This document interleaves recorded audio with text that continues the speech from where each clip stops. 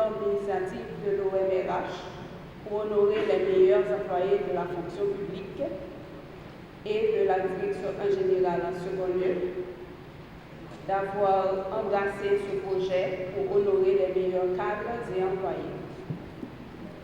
Il est donc un honneur pour moi de prendre la parole en vue de vous remercier pour cet hommage. Grande a été ma surprise d'apprendre la nouvelle, à savoir être l'employé de l'année de l'institution.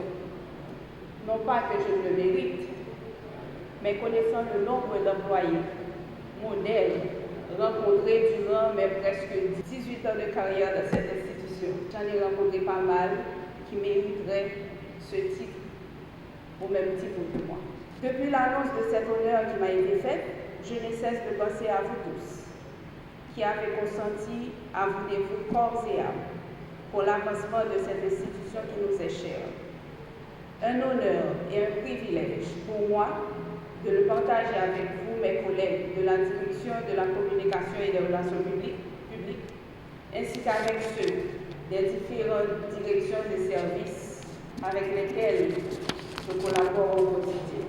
En vue de rehausser l'éclat de la Journée mondiale de la fonction publique, la Direction générale de l'Office national d'assurance vieillesse a, dans une note adressée au personnel de l'institution, en date du 27 mai 2023, institué une commission constituée de Madame Fatima Dominique Bécanel-Sanon, votre serviteur, président, M. Ted David Désir, membre, M. Maud Michel Jean-François, membre, M. Henri Juste, membre, qui avait comme objectif de plancher sur le choix des fonctionnaires de l'année à sélectionner à partir des critères clairement et objectivement définis.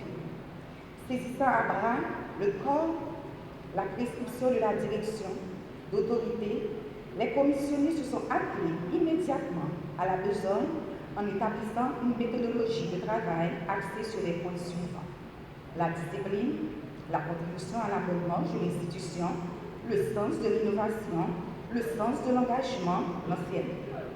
Sincèrement, le travail était ardu et avait été pris en compte avec le sens du sérieux, sans polarisation ni népotisme. Après mon rencontre, la commission a l'honneur d'arrêter ce matin, sous couvert de la présence, les sélectionnés, dont leurs choix ont été faits sans ambiguïté par leurs directeurs de tutelle respectifs. Cette initiative, concoctée par la Direction générale, acte sa volonté manifeste pour revaloriser l'institution. Traditionnellement, le milieu de travail n'était pas un environnement où l'on offrait et recevait de la gratitude ou des éloges. Mais aujourd'hui, les temps ont changé. La culture du milieu professionnel s'est transformée. Les coutumes et les conventions qui étaient pratiquées envers les fonctionnaires dans les années 1900 ne s'appliquent plus dans les environnements de travail aujourd'hui. Merci, Madame le directeur, d'avoir su saisir cette bonne opportunité pour valoriser ton personnel. L'honneur est une belle institution pour laquelle nous sommes tous tenus à œuvrer de manière à le rendre plus viable, plus utile pour le bonheur du personnel dans son entièreté, des assujettis cotisants et des pensionnés.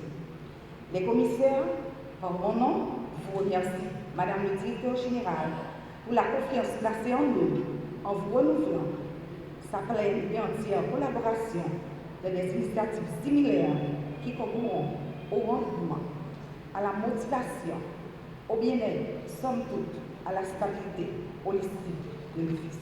Cette célébration m'offre une excellente occasion de rendre un vibrant hommage à tous les employés, hommes et femmes, qui s'investissent quotidiennement dans l'exécution de leurs tâches pour répondre de leurs obligations vis-à-vis de la communauté des travailleurs et des pensionnés servis par l'institution.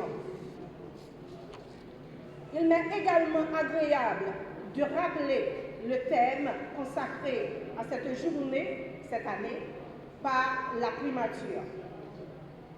Une fonction publique en transformation, plus attractive et plus ouverte au service de l'efficacité de l'administration. C'est l'occasion pour moi de souligner que notre vision d'une administration efficace de l'ONA consiste à assurer de meilleures prestations de services en axant notre démarche sur la valorisation de ses ressources humaines par le renforcement de leurs capacités professionnelles et de leurs compétences pour assurer la performance et l'efficacité de son appareil administratif. Nous sommes également animés du souci constant d'améliorer progressivement les conditions de travail des employés pour les porter à se sentir dignes d'être au service de l'institution, à cultiver les plus hautes valeurs d'éthique et de professionnalisme, le sens élevé de responsabilité, l'esprit d'initiative et de dévouement. À cet égard, il est encourageant de constater que l'ONA dispose en son sein, tant au niveau de son administration centrale qu'au niveau de ses annexes et de ses bureaux communaux, un ensemble d'hommes et de femmes connus pour leur dynamisme, leur savoir-faire et leur engagement au service de l'institution.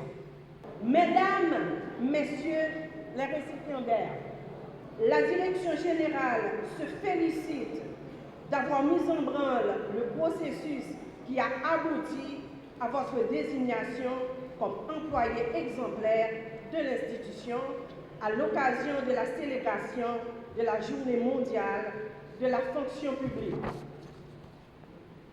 Le travail de la commission formée à cette fin a été remarquable. J'en profite pour remercier tous ses membres.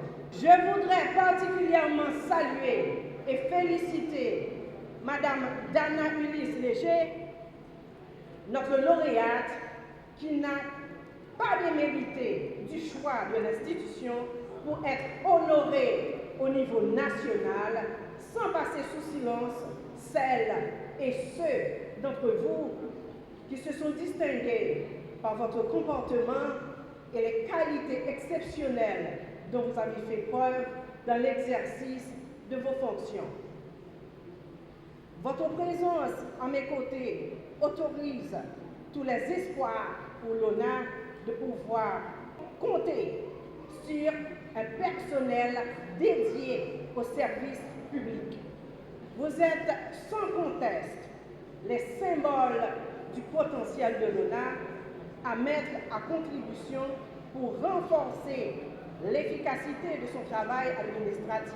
Nous avons ainsi tous pour devoir, à un titre ou à un autre, de contribuer au bien-être de tous les travailleurs et de tous les pensionnés que nous avons le privilège de servir.